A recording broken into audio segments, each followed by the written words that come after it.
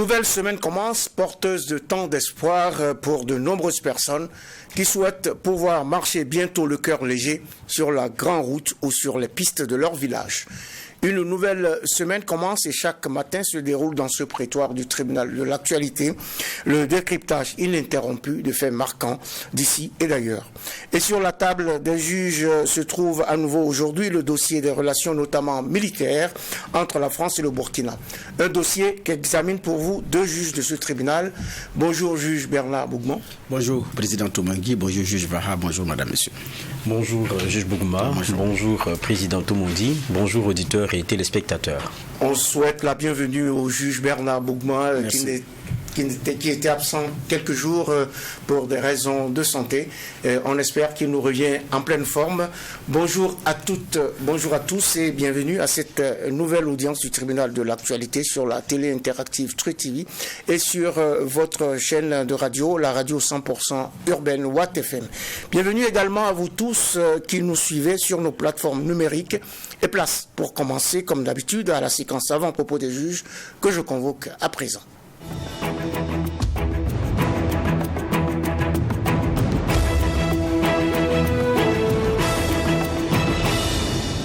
Les juges du tribunal de l'actualité, vous le savez, vous livrent chaque matin leur coup de cœur, cri de cœur ou parfois interpellation à travers cet instant privilégié des avant-propos. Et c'est le juge Bernard Bougman qui s'y colle aujourd'hui en premier. Merci. Mon avant-propos, comme c'est lundi d'ailleurs, c'est une pensée de Confucius qui dit, je cite, « L'archer est un modèle pour le sage. Quand il a manqué le milieu de la cible, il en cherche la cause en lui-même. » Fin de citation. Bon, c'est-à-dire que la cause de l'échec, ce n'est pas la cible, mais l'archer. Et chaque fois que, pour nos problèmes personnels, on cherche la solution en dehors de nous-mêmes, c'est comme si vous cherchez des clés que vous avez perdues chez vous sous un lampadaire dehors. Vous n'allez pas les trouver. Donc, il y a effectivement parfois à quitter les accusations stériles, à quitter les interprétations inutiles et chercher en nous-mêmes les vraies solutions. Et à chaque fois que l'homme a cherché à résoudre ses propres problèmes, dehors, ça ne marche pas. Parce que c'est en soi que la solution se trouve. Les autres peuvent vous donner un coup de main, peuvent vous conseiller, peuvent vous orienter, mais la solution est en l'homme, est en lui-même. Et donc, à tous ces Burkinabés qui se plaignent de tout et de rien, qui sont aussi dans la logique de la déresponsabilisation, parce qu'ils sont en général en rien responsables, ils sont en rien responsables de quoi que ce soit. C'est soit le gouvernement, c'est soit le Burkina Faso, le pays lui-même, c'est soit le continent africain, c'est soit l'esclavage, la colonisation, le voisin, la tante, la cousine, le collègue, l'ami, le frère, et j'en oublie. À chaque fois qu'on va rester dans ces accusations terribles, nous ne pouvons pas trouver de solution en nous-mêmes. Donc concentrons-nous, cherchons nos solutions et avançons. Et je souhaite par ailleurs, par le même temps, une excellente semaine aux uns aux autres, un très merveilleux lundi. Un très merveilleux lundi, il faut bien s'en rendre compte, l'enfer, ce n'est pas toujours les autres, ce qui arrive aux autres peut nous arriver, et la solution, on l'a bien dit, la solution est en nous, c'est à nous de trouver la solution à nos propres problèmes. Juge Geoffroy Vara, votre avant-propos du jour. Oui, merci président. Mon avant-propos du jour va concerner la 28e édition du FESPACO qui s'est tenue et bien tenue d'ailleurs. On a tous suivi tout au long de la semaine voilà les films qui ont été proposés, on a les regardé, on a été aussi au MICA, nous particulièrement True TV, pour proposer aussi pour ce qui est de nos programmes des contenus animés à cette période-là avec évidemment les acteurs du cinéma qu'on a pu avoir en interview, s'intéresser à tout ce qui s'est passé. En tout cas, c'est un FESPACO, quoi qu'on dise, qui s'est bien déroulé. On connaît les enjeux aujourd'hui, le contexte, et quand on regarde cela, il faut dire chapeau bas au comité d'organisation qui a pu, non dans les délais habituels, dans un délai plus serré, organiser ce FESPACO comme on l'a vu, avec des prestations, que ce soit à l'ouverture ou à la clôture, plein de sens avec la thématique de la résilience et de la paix, avec la contribution du cinéma en amont. Tout cela était vraiment beau. Et pour ceux qui ont eu peur avant et qui ont décidé quand même de venir au Burkina Faso, ils ont compris que ce n'est pas seulement le nombre de morts dont ils entendent parler qui rythme le quotidien burkinabé. Il y a autre chose, il y a des gens qui vivent, il y a des gens qui continuent de se battre dans divers domaines. Et ça, je pense que le FESPACO a le mérite d'avoir contribué à donner d'autres nouvelles du Burkina Faso que celles d'attaque comme on l'avait habituellement. Félicitations aussi à Apolline Traoré qui s'en sort avec l'argent. C'est tout un peuple qui l'a porté pour l'or. Elle s'arrête juste à une marche, mais pour moi, c'est, je dirais pas un début, non, c'est pour moi, quoi qu'on dise, un or reporté. Tant on sait que la dame, elle a la niaque et elle a l'envie de continuer de bien faire. On l'a même reçu hier ici au journal Dimanche Soir. Je conseille à ceux qui nous regardent de suivre la rediffusion, c'est à 14h. Et il y avait aussi le délégué général du FESPACO qui était sur le plateau avec nous. On a visité cette 28e édition. Et puis il faut dire aussi félicitations à Youssef Chebi de la Tunisie qui a remporté les Talons d'or de Yenega. Là, on est dans la qualité de travail. Un film qui a été proposé, on connaît le FESPACO pour son sérieux et pour son professionnalisme. Ils ont regardé de façon qualitative à qui on devrait décerner ce prix-là au regard des films qui sont en compétition, et c'est lui qui l'a remporté et il faut se féliciter pour ça. Il y a eu, c'est vrai, un débat sur ce qui est en train de se passer en Tunisie. C'est intéressant parce que ça dénote de ce que on n'est plus forcément fermé et on écoute, on ressent les choses même lorsque c'est très loin et qu'il y ait forcément un vaste communicant, parce que nous y avons des nationaux et on ne peut pas accepter que sur le continent on se permette, parlant d'un chef d'État, de tenir des propos à la limite racistes et qui sont difficilement acceptables pour quelqu'un de son rang, et que cela ait l'impact non moins reluisant de voir des populations s'en prendre à des Noirs parce que on a l'impression qu'ils sont dans un genre de complot de remplacement, et ça c'est vraiment triste à voir. C'est des choses qu'on condamne, c'est vrai, mais est-ce que Chebi, qui est lui réalisateur, est directement lié à cela? Je pense que c'est quelqu'un qui mène aussi son combat avec le cinéma. Quand vous regardez le film qu'il a proposé, il y a beaucoup de thématiques qui sont à l'intérieur. C'est des gens qui font pas du cinéma pour du cinéma, c'est parce qu'ils ont des positions et des postures. C'est pas forcément quelque chose qui l'accompagne. Donc je pense qu'il y a cette lecture là qu'il faut avoir, et c'est ce qui fait que le FESPACO continue d'être ce qu'il est. Il n'a pas été déclassé au départ au regard de ce qui s'est passé en Tunisie. Donc logiquement, s'il a le meilleur film en termes de qualité, c'est normal que voilà, pour être professionnel, cela lui revienne. Maintenant, l'autre débat, on aurait pu le faire, mais pas sur lui, mais peut-être sur le FESPACO en lui-même. Est-ce qu'il devrait y avoir une sanction concernant la Tunisie au regard d'eux? On invite maintenant la politique aussi dans le cinéma. Ça devient aussi cette réalité-là, et c'est tout regard à avoir. Mais pour l'instant, je pense que pour revenir à notre FESPACO, ça s'est bien déroulé, et il faut dire encore bravo à tous ceux qui ont participé à cela, participé à donner une autre actualité du Burkina Faso. On a participé à donner une autre actualité du Burkina Faso à la face du monde, et c'est ça qu'il faut retenir. Ce Tunisien qui a remporté les Talons de Yenega méritait de remporter donc ce trophée, et il ne faut donc pas mêler la politique ou ce qui s'y passe, ramener ce qui se passe à la dimension de ce réalisateur, si on comprend bien les propos de cet avant-propos du juge Geoffroy Vara. En tout cas, entre la France et l'Afrique, il y a de l'eau dans le gaz. Encore une manifestation dans les rues de la capitale burkinabé ce 5 mars pour exiger le départ définitif des militaires français. Répondant à l'appel du collectif des leaders panafricains, les manifestants s'insurgent contre le fait que plusieurs jours après la date butoir donnée par les autorités burkinabées, eh bien, les soldats français de l'opération au sabre rechignent à partir. Bernard Boudmont. Oui, effectivement, c'est une énième manifestation contre la présence des militaires français sur le sol burkinabé, qui a été voulu également et entretenu par des autorités à un moment donné où elles étaient au pouvoir. Donc, c'est sur la base de ces accords, effectivement, que ces militaires y sont. Donc, sont à Cambouessin les éléments de la force au sabre. Et quand on se rappelle d'ailleurs du contexte, Yacouba Isaac Sida en parle dans son livre « Je sais qui je suis », parlant des conditions dans lesquelles l'accord de 2015 a été obtenu au forceps suite au décès d'ailleurs d'un des militaires, parce qu'il fallait justifier la présence à Ouagadougou parce qu'elle était très discrète.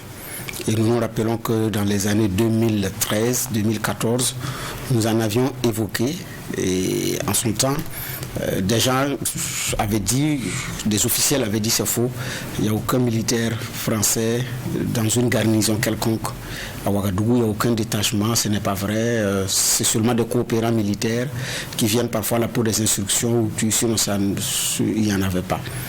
Jusqu'à ce qu'effectivement la réalité des faits rattrape cette situation. Alors aujourd'hui, le Burkina est en train de réorienter sa politique de défense, sa politique en matière de coopération avec les autres pays, et donc naturellement, même sur les questions militaires, parce qu'il y a la coopération civile et il y a la coopération militaire. Donc sur les questions de la coopération militaire, en ce qui concerne particulièrement ce détachement, les autorités actuelles demandent au détachement de plier bagages. Donc les délais ont été donnés.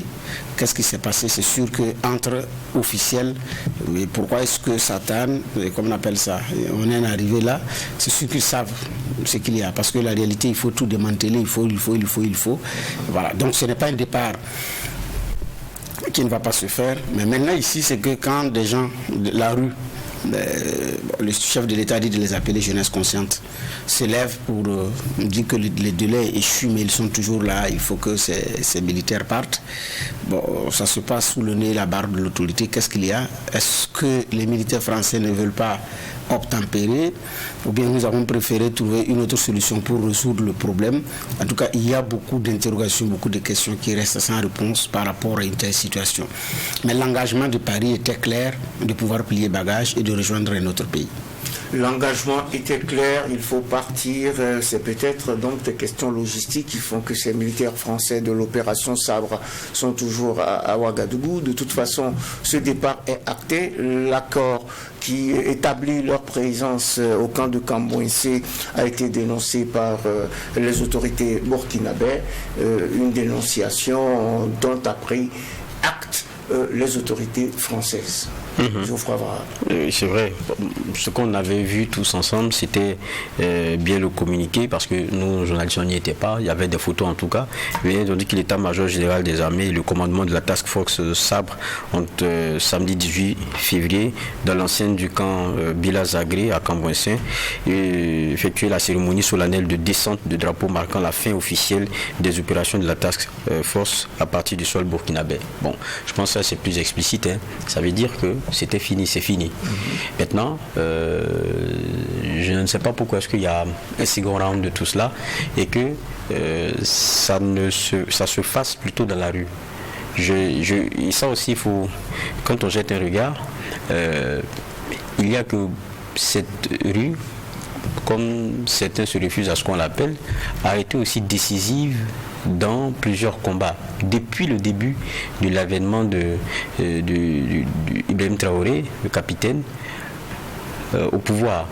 Parce qu'à un moment donné où ça avait commencé à balancer, je pense que les premiers propos avec le doigt accusateur vers la France, avec un complot ourdi selon ses propos, avait été mis sur la place, et ce à travers une interview avec un média international. Jusqu'à présent, ça a été un peu comme ça.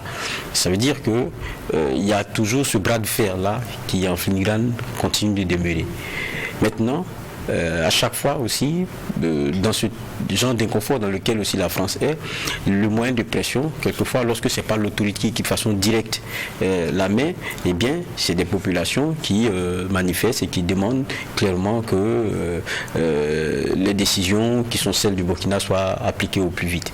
Mais quand on regarde, c'est bon, j'ai l'impression que c'est plusieurs, comment dire cela, c'est plusieurs moyens pour aboutir à un même résultat. D'abord aussi à la face du monde, donner l'impression de ce que ce soit d'abord une conviction populaire, donc ce n'est pas de façon esselée que les autorités vont dans le sens dans lequel ils sont en train de partir aujourd'hui, et que deuxièmement aussi, les décisions ont l'assentiment aussi populaire, et que il y a, quoi qu'on dise, des Burkinabés qui veillent à l'application de la nouvelle vue qui est partagée et donc donnée par l'autorité.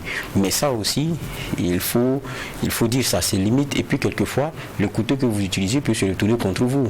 C'est une rue qui devient de plus en plus forte, qui a beaucoup de pression, qui a un système d'organisation qu'on ne maîtrise vraiment pas assez aujourd'hui, mais qui a un bon lien, en tout cas quand on a l'impression de voir les choses avec l'autorité, vu la spontanéité et le caractère permis de leur manifestation, dans un contexte où, pour beaucoup d'autres, ce n'est pas possible de pouvoir se mobiliser d'une façon ou d'une autre. Alors, c'est une rue qui devient de plus en plus forte. Pardon, c'est une jeunesse consciente qui devient de plus en plus forte.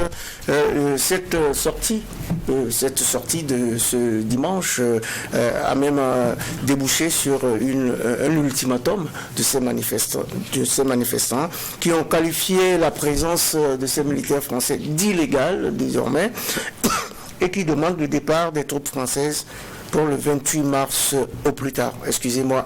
Oui, pour le 28 mars au plus tard. Finalement, est-ce que c'est cette jeunesse consciente qui se substitue à l'autorité pour exiger le départ des troupes françaises?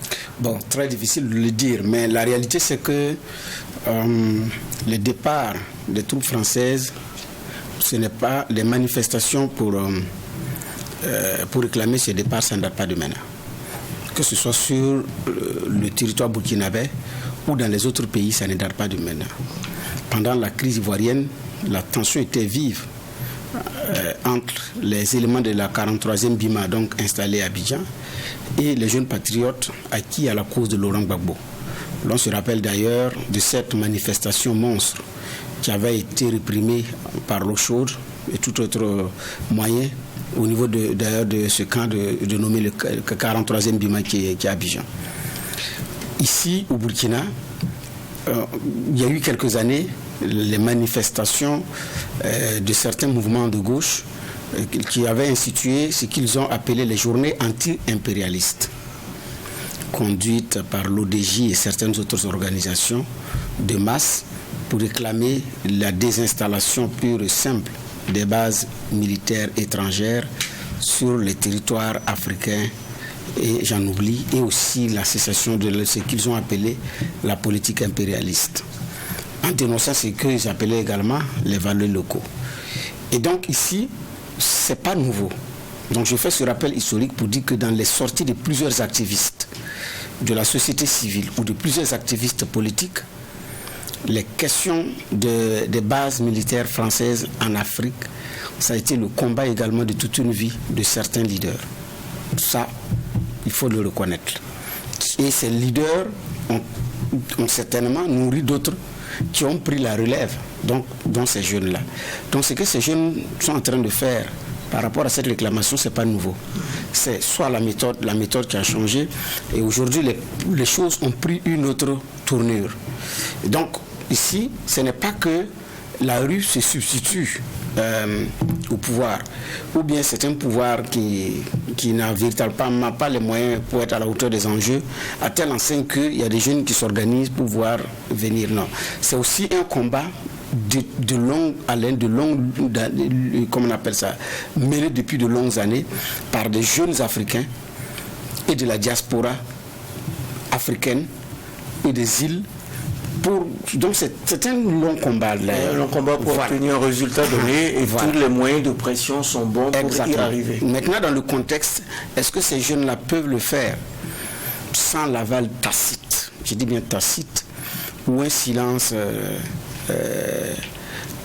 en tout cas avec un regard, comment on appelle ça, condescendant. Voilà, non pas condescendant, d'une autorité qui regarde et qui laisse faire, et puis bon voilà. Est-ce que ces jeunes-là peuvent se le permettre? Je ne pense pas.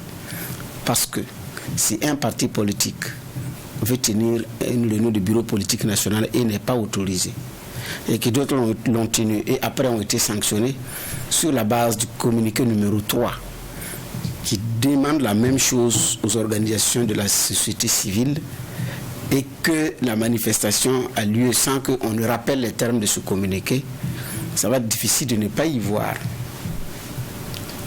une complicité entre griffes. Ça doit être une collusion. Voilà, très difficile de ne pas y voir cette collusion. Mais maintenant, le chef de l'État a dit que c'est une jeunesse consciente. Peut-être qu'on n'a pas besoin de rappeler les termes de ce communiqué à la jeunesse consciente. C'est peut-être ça. Sinon, j'ai dit, les faits ne sont pas nouveaux. Et d'ailleurs, à Bobo-Dioulasso, les événements d'ailleurs ont commencé quand il s'agissait de bloquer le convoi de l'armée française en partance pour le Mali. Oui. Et donc, un convoi qui a commencé à être bloqué à Bobo-Dioulasso par les jeunes leaders de là-bas, dont certains éléments de la Coupe ABF et d'autres jeunes qui ont bloqué ce convoi-là. En son temps, les gens avaient déjà vu la main des Russes et tout, mais quoi qu'il en soit, après Bobo-Dioulasso, on a vu les autres étapes intermédiaires où à Kaya, c'était réellement très compliqué. Et on a frôlé, en tout cas, un affrontement, on a frôlé le pire, s'il faut le dire. Au niveau de Kaya, on l'a vu en son temps. Donc, avec l'épisode du lance-pierre. Voilà, avec l'épisode du lance-pierre. En son temps aussi, que ce soit les autorités françaises installées au Burkina ou du côté de Paris, la pression ici était sur le gouvernement du président Kaboré, où on disait que c'est un silence coupable, c'est une complicité tacite, c'est certains d'ailleurs du cercle de pouvoir qui ont instrumentalisé ces jeunes-là, et je me rappelle des propos de l'ambassadeur de la France en Côte d'Ivoire, qui disait qu'avec 2000 francs, un sandwich et une bouteille de soda, c'est suffisant pour faire beaucoup de choses dans ces pays. Donc pour dire que ces jeunes étaient instrumentalisés et payés pour sortir le fer. Il a raison. Des hommes politiques mobilisent avec le sandwich et la bouteille de soda, mais ce n'est pas pour toutes les luttes qu'il faut seulement sortir de la poche pour sortir. Il y en a qui étaient par conviction. Donc, ce que j'ai dit, ça n'a pas d'aujourd'hui. Mais le contexte actuel, est-ce que ça n'arrange pas le pouvoir d'avoir un levier de pression supplémentaire pour pouvoir faire accélérer le dossier?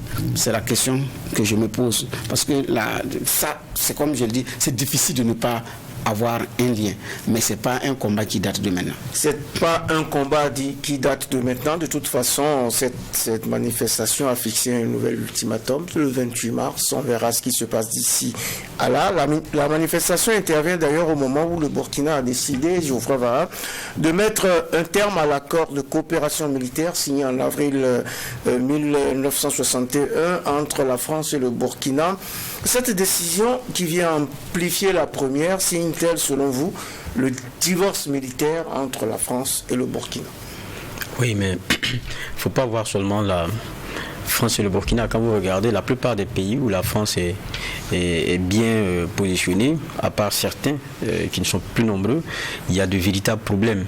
Il y a de véritables problèmes. Centrafrique, Mali, Burkina, pour ne citer que ceux-là, il y a vraiment de gros problèmes.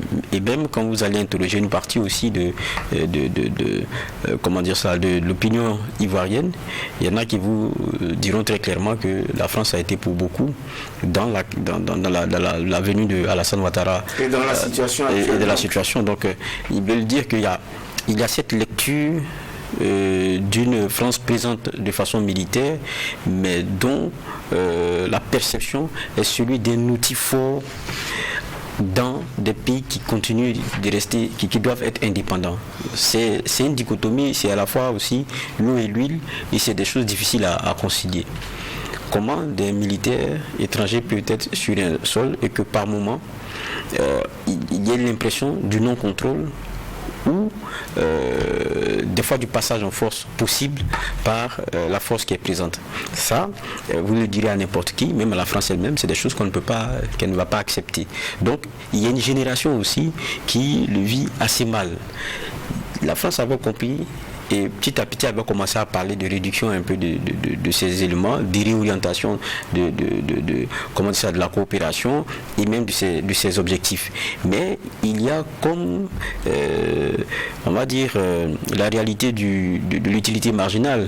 Même quand vous prenez le cas du Mali, c'est la même chose. À un moment donné, on donne le nom des enfants qui naissent, on leur donne Hollande en reconnaissance à ce que Serval avait pu apporter pour sauver ce qui pouvait l'être encore du Mali, lorsqu'il y avait cette descente de rebelles, de terroristes et tout. Donc il y avait cela. Mais après aussi, il y a une inversion de tendance. Parce que lorsqu'on est dans la reconquête du territoire et qu'on a l'impression que c'est l'allié qui devient notre boulet ou qui, quand on regarde au fond, nous empêche de vraiment obtenir des résultats, ou bien qu'il y ait des soupçons forts, c'est l'inversion de tendance. Et vous regardez maintenant en chaîne faïence, on arrive, comme ce qui s'est passé au Mali, à leur demander, comme vous avez dit que vous partez, on vous prend au mot, on vous donne un délai, partez. Quand vous prenez le cas du Burkina, c'est différent. Au Mali, c'est la France elle-même qui a donné des délais de départ. Et on se rappelle de la fameuse sortie de Choguel Maïga qui disait c'était un genre d'abandon en plein vol. Ok, comme vous partez, nous allons prendre des dispositions. Maintenant, en la matière, c'est des alternatives qui n'ont pas plu aux Français. Ils ont commencé donc en termes de diplomatie à se rentrer dedans. Mais pour le cas du Burkina, par exemple, ça c'est une dynamique qui vient de nous. Oui. Et les motivations jusqu'à présent, c'est peut-être dans la communication populaire là, pas venu de l'autorité, qu'on entend un peu le pourquoi. Non, ils sont là, ne nous apportent rien, pourquoi est-ce que ceci, pourquoi est-ce que cela.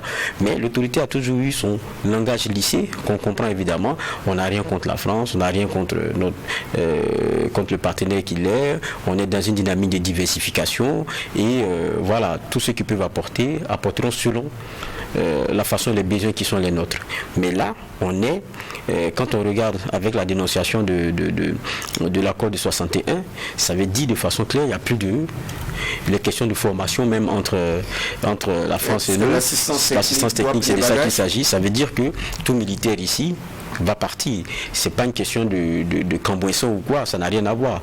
Ça veut dire que ceux qui sont là dans le cadre de formation et tout, ils doivent plier bagages et partir. Maintenant, si peut-être la France applique la réciprocité, ça veut dire que nous qui avons l'habitude d'envoyer nos soldats se faire former, on connaît tous qui se vantaient de dire je suis de ceci, je suis de ceci, je dis de cela. S'ils veulent appliquer la réciprocité, ça veut dire que ça sera fini, ils vont plier bagages, je suis dardard et puis rentrer.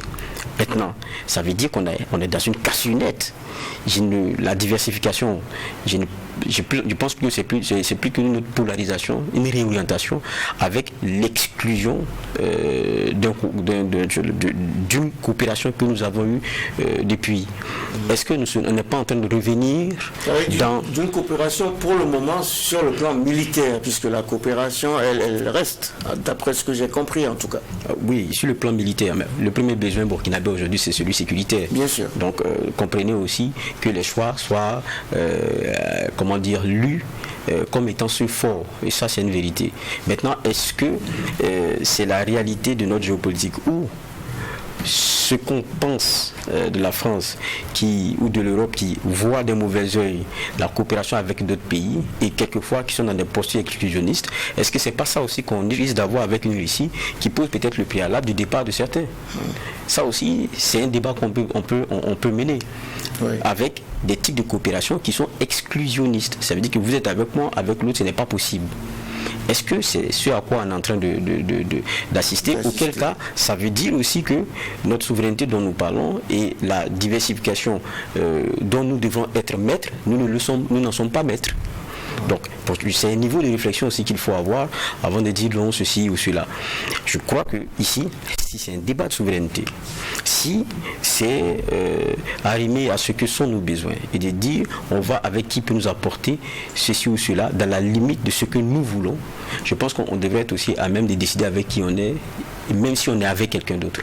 Et ça, c'est très important. C'est important qu'on décide avec qui on est, même si on est avec quelqu'un d'autre. C'est surtout important de savoir ce que nous faisons de cette réclamation et de cette dénonciation. Et quelles sont justement les implications d'une telle posture, Bernard Bougma? Est-ce que vous pensez que justement on s'est préoccupé de comment on organise les choses après qu'on ait réclamé le départ des troupes et des forces françaises, ce qui est tout à fait légitime, hein, il faut le souligner. Oui, justement, c'est d'ailleurs la question principale de beaucoup de Burkinabés. Et l'après. Voilà. Parce que cette situation découle de beaucoup de choses. D'ailleurs, le 26 février dernier, ça faisait les 138 ans de la conférence de Berlin, la fameuse conférence de Berlin, à partir de laquelle la balkanisation, le partage de l'Afrique a été consacré. Et donc quand j'entends le président français dire ni pillage, ni guerre, ni balkanisation, moi je souris, parce que c'était de l'humour très bien servi. Moi je souriais, j'ai passé tout mon temps le week-end à lire la phrase et puis à sourire. Oui, puisque cette balkanisation a été voulue et même entretenue. On a été confiné dans les limites les limites voulues par la colonisation. Et donc, il y a une suite logique. Même cette coopération militaire, qui est aussi un autre pan de la coopération dont on parle peu, mais tout est lié. D'ailleurs, il a été plusieurs fois ministre en France et polémiste à souhait, Jules Ferry. Jules Ferry a dit, je cite, la politique économique est fille de la politique coloniale. Donc c'est lié. Donc vous ne pouvez pas vous développer sur le plan de la défense, sur le plan militaire également, ça ne va pas. Regardez toutes les puissances qui siègent aux Nations Unies. Elles sont toutes des puissances militaires. Et ce sont les 5 premiers marchands d'armes également au monde. Les deux vont ensemble. Ouais. Et donc, ça, parce que vous ne pouvez pas, si vous ne pouvez pas vous défendre, vous ne pouvez pas vous protéger, qu'est-ce que vous faites? Donc, il y a tout ce travail-là qui est lié. Donc, la préoccupation certainement des uns et des autres, c'est l'après. Mais je pense également que cette situation n'a pas surtout surpris les Français.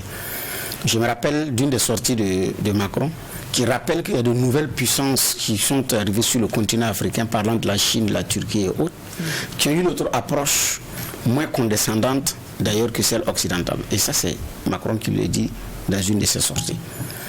Pour le Burkina, certains analystes européens avaient dit le Burkina va être comme le Mali vis-à-vis de la France, mais ça va être plus accéléré, plus rapide.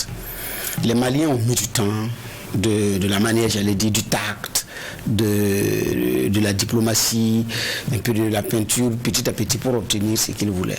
Mais certains analystes qui ont séjourné au Burkina disent que ça allait venir, le Burkina va venir comme le Mali, mais ça va être plus rapide en termes de décision et en termes de comment on appelle ça, de changement de cap vis-à-vis de la France, que ça va être très rapide. Effectivement, ils avaient raison, ces regards-là. Donc les choses sont allées très rapidement. Donc la question que les uns et les autres maintenant se posent, c'est et l'après? Et après, qu'est-ce qu'on fait? Et après, qu'est-ce qu'on fait? Et donc c'est une question qui est légitime, qui est normale. Mais ça, ici, l'autorité ne peut pas être muette. Choguel d'ailleurs, qui était là lors du séjour de Maître de Tambela à Bamako, avait dit quand vous faites quelque chose, faites savoir aux populations les raisons pour lesquelles vous l'avez fait. Dites les choses clairement, donnez l'information aux populations elles-mêmes pour qu'elles puissent en faire une idée. Sinon, les uns et les autres vont interroger le silence, vont interroger la rumeur, et ça peut aller dans tous les sens. Et ça va donner le sentiment que vous ne tenez pas réellement les leviers, que vous ne tenez pas vraiment les choses. Et ça va donner l'image que, comme Geoffroy l'a dit, si c'est quelqu'un qui dit, bon, moi je ne m'accommode pas avec X ou Y, donc vaut mieux pas, il faut que l'autre lâche pour que moi je puisse venir. Donc c'est comme si on changeait de berger, comme l'a dit Diabré, comme si on changeait de comment on appelle ça, on changeait de colon, si je peux m'exprimer ici. Donc on ne veut plus celui-là, mais on préfère celui-là. Donc Alors que si ce n'est pas ça, je ne pense pas que ça doit être pour ça. Sinon, si c'est tout ça pour ça, ça n'en vaut vraiment pas la peine. Donc, il y a une autorité qui ne peut pas rester silencieuse, qui ne peut pas rester muette comme une carpe. Elle doit parler aux Burkinabés, qui sont inquiets et qui sont de bonne foi. Il ne faut pas confondre ceux qui ne voient que la solution avec la France, mais qui sont aussi qui ont aussi leurs arguments, et ceux qui sont inquiets, qui se posent des questions, qui sont de bonne foi aussi, qui ont besoin de réponses. Mais ça ne fait pas d'eux des gens qui n'aiment pas le Burkina, ça ne fait pas d'eux des apatrides comme certains le disent, ça ne fait pas d'eux des gens qui n'aiment pas les autorités actuelles. Il y a des gens qui sont inquiets, qui se posent des questions, à qui il faut donner naturellement des réponses. Je suis d'accord que des accords qui sont signés peuvent être dénoncés à tout moment. D'ailleurs, dans les accords, c'est prévu. Donc, je ne vois pas où se trouve véritablement un problème pour un pays qui s'accommode difficilement maintenant avec les termes d'un accord et qui voudrait qu'on les revoie et qui les dénonce. C'est même contenu dans les dispositions. Donc, de mon point de vue, demander ou dénoncer un accord, c'est pas compliqué. De mon point de vue, c'est pas un problème, c'est pas la fin du monde. Mais maintenant, est-ce que pour ça aussi il faut remuer ciel et terre? Je ne pense pas. C'est des accords qui avaient été librement consentis. Et de mon point de vue, si à un moment donné on a de la peine à s'encombrer, on peut le demander à revoir ou à les dénoncer tout simplement. Oui, on peut demander à les revoir ou à les dénoncer, sauf que pendant longtemps, justement, on n'a pas eu ce courage d'aller au bout de cette logique et de mettre en cause ces accords, parce que justement, c'est la France, parce que justement, la France a un regard condescendant sur certains ou sur les responsables politiques africains. D'ailleurs, l'actuel président français Emmanuel Macron a perçu que la politique française est décriée un peu partout sur le continent, et tant et si bien qu'il a décidé de mettre de l'eau dans le vin colonial et de réorienter les tenants de la coopération de l'Hexagone en Afrique, prônant le 28 février dernier l'humilité et la responsabilité. Ce sont ces mots. Et cette sortie du président français vous convainc-il, Geoffroy Var? Vous savez, la situation, discours et discours de situation, je crois que ça résume la réalité des faits. Que le président français dise ça aujourd'hui, ça peut peut-être chatouiller les oreilles de qui se trouverait peut-être content. Mais est-ce que au fond, le rapport avec les anciennes colonies, la perception de ces colonies-là, la politique qui est mise en branle, elle change. Il y avait eu beaucoup d'espoir dès le départ, mais ça, c'est pour ceux qui aiment bien espérer que le changement de président, la jeunesse et tout, allait changer les rapports. Surtout que chacun vient dire la France-Afrique, j'en veux plus, je veux de nouvelles façons de voir les choses, de nouveaux rapports avec ces pays qui sont indépendants, traités d'égal à égal. Ça a été le discours aussi. Mais est-ce que ça a changé? C'est ça la réalité aujourd'hui. Ils sont tous arrimés à ce que Raymond Aron disait, c'est-à-dire que la vraie puissance, c'est la capacité politique à pouvoir imposer ce qu'on veut, ses intérêts. Et cela passe par le hard power, le soft power, et puis après on en invente. On vient jusqu'au smart maintenant.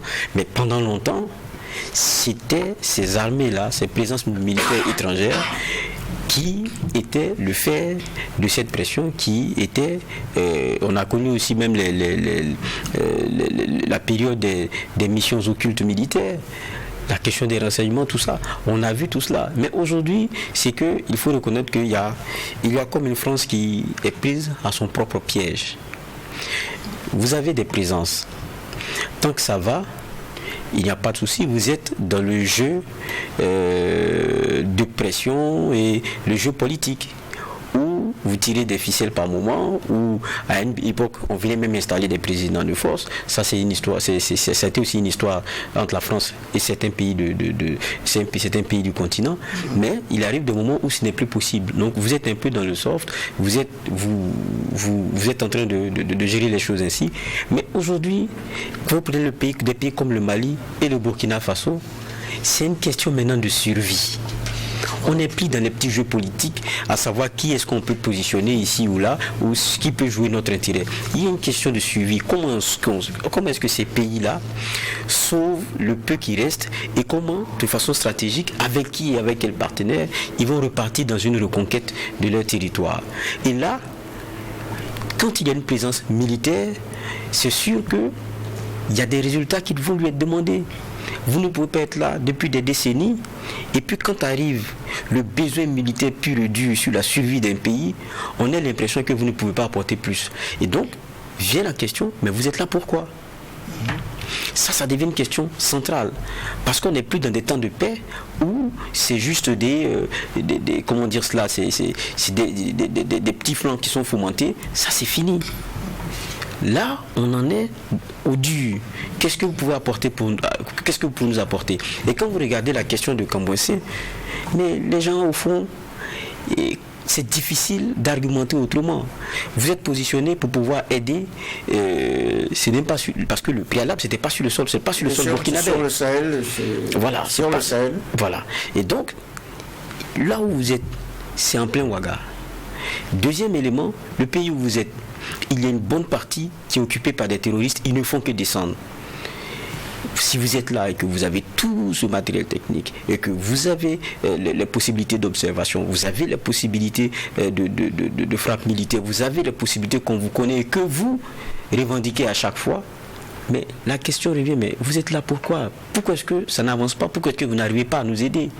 Ça, chacune des populations, c'est logiquement qu'elles se poseront ces questions-là. Et je pense que ça, la France, petit à petit, n'a pas vu ça revenir à sa figure. Regardez, vous venez intervenir au Mali, vous venez en sauveur. Après, regardez ce qui se passe avec Kidal. Ouais. Les Maliens ont l'impression d'être trahis parce qu'ils se disent voilà, au moins on peut régler le problème, on nous trace une ligne rouge et on nous impose de rester à discuter avec des gens qui sont venus tuer certains de nôtres. Comme s'il y avait un État dans un État.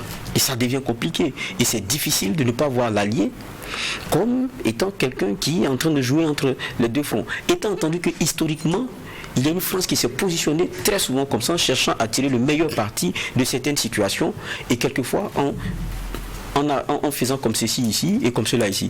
Mais ça, ce n'est plus possible. Face au terrorisme et la situation dans laquelle on est, ce n'est pas possible. C'est une affaire de dizaines de mots, vingtaines de mots, et on connaît les carnages qu'ils font quand ils viennent. Donc, ce jeu-là, ce n'est pas possible. Peut-être en période de paix, les petits complots, ça peut passer. Mais où on est en train de chercher la question de survie, on ne peut pas se faire l'économie des partenaires qui ne semblent pas clairs.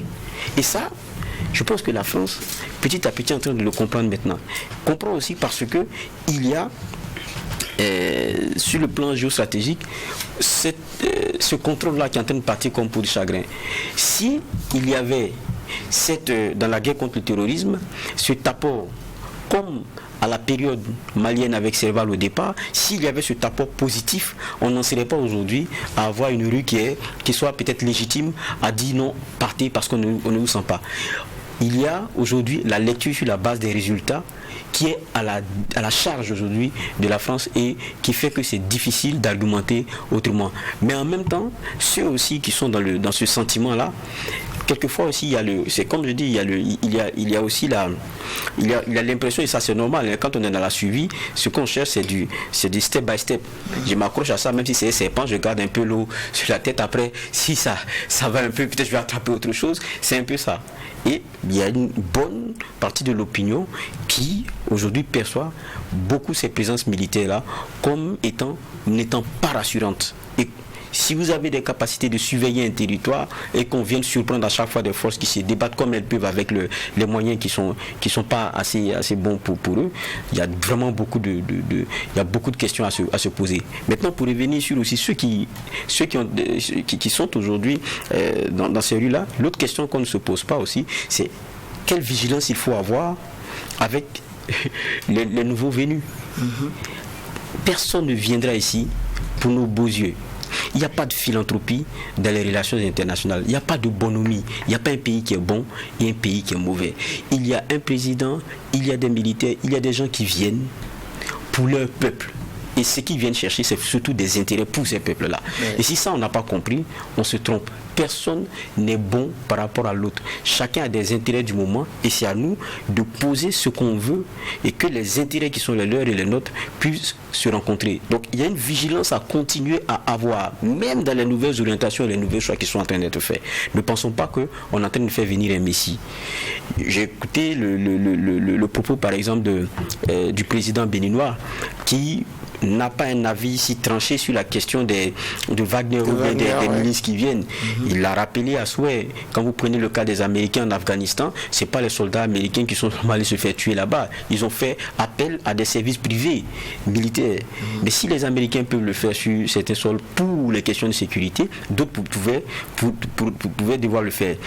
Mais c'est ce qu'il y a derrière, parce qu'on connaît aussi la réputation de certains. S'il faut le faire au détriment, c'est-à-dire que vous perdez déjà du territoire, vous perdez votre sol, vos sous-sols, vous perdez vos richesses, pensant qu'une sécurité viendra, et tout se fait pour un ordre ou pour un groupe de personnes qui veulent se maintenir, ça devient une double souffrance.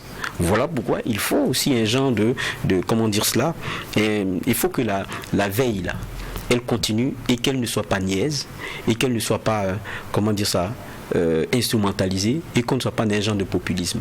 Non, il faut veiller au grain, tant il faut être vigilant sur la France, il faut être vigilant sur les autres, Russie, Turquie, tous ceux qui viendront.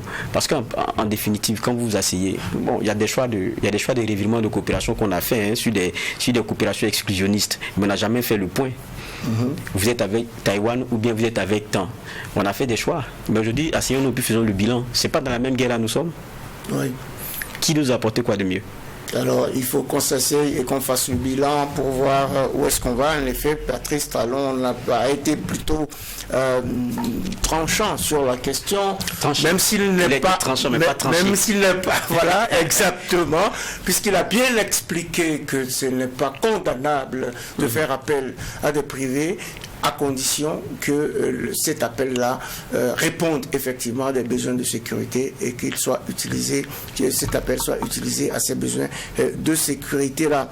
Je voyais Bernard Bougman sourire, il l'a dit tout à l'heure, je sais qu'il sourit davantage lorsque Macron indique le 28 février que la nouvelle politique africaine de l'Hexagone sera faite de diminution visible des effectifs militaires français en Afrique et d'un nouveau modèle de partenariat impliquant une montée en puissance des Africains.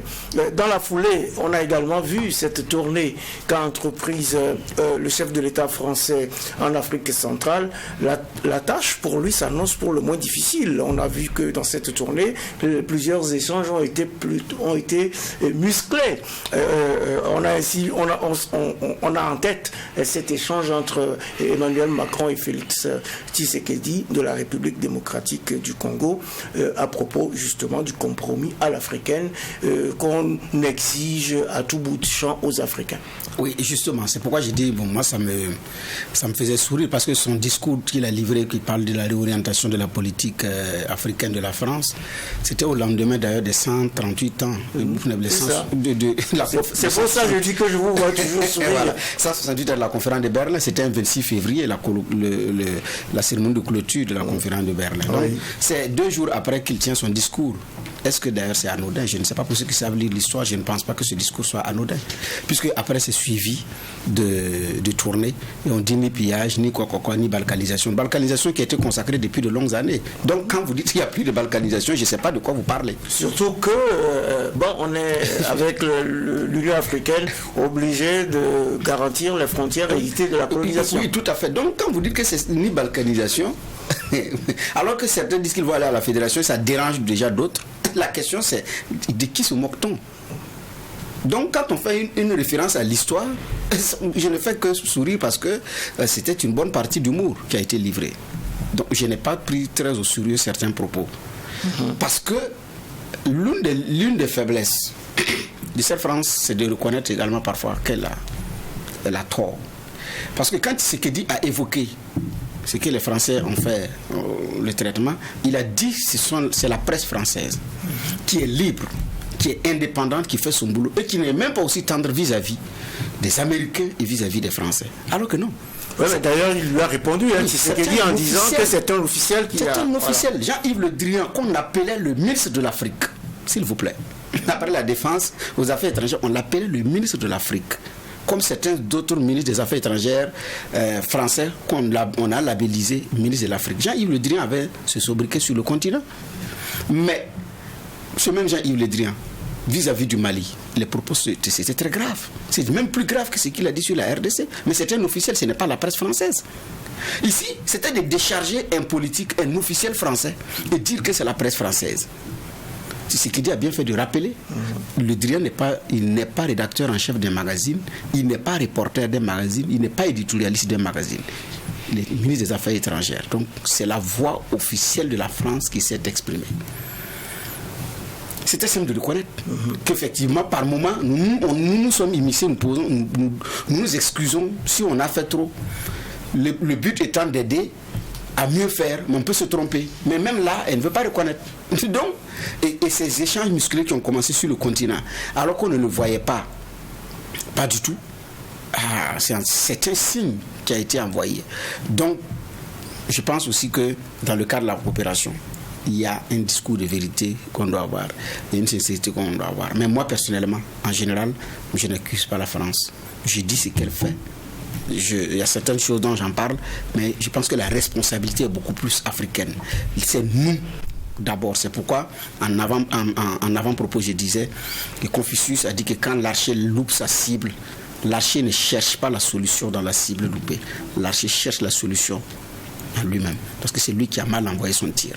C'est lui qui a mal envoyé son tir, il faut le savoir, et d'ailleurs les chercheurs l'expliquent assez bien, que cela plaise ou non, l'Afrique va rester importante pour la France, car elle ne va pas se retirer de ce continent. C'est à nous de trouver les ressorts pour changer effectivement de paradigme et prendre notre destin en main. Ainsi s'achève cette audience du tribunal de l'actualité. C'est la première de cette 10e semaine de l'année 2023. Nous avons évoqué la coopération militaire distendue entre la France et le Burkina, ainsi que les nouvelles orientations que compte donner Paris à ses relations avec les pays africains. Merci au juge Bernard Bougma, merci et heureux de vous retrouver.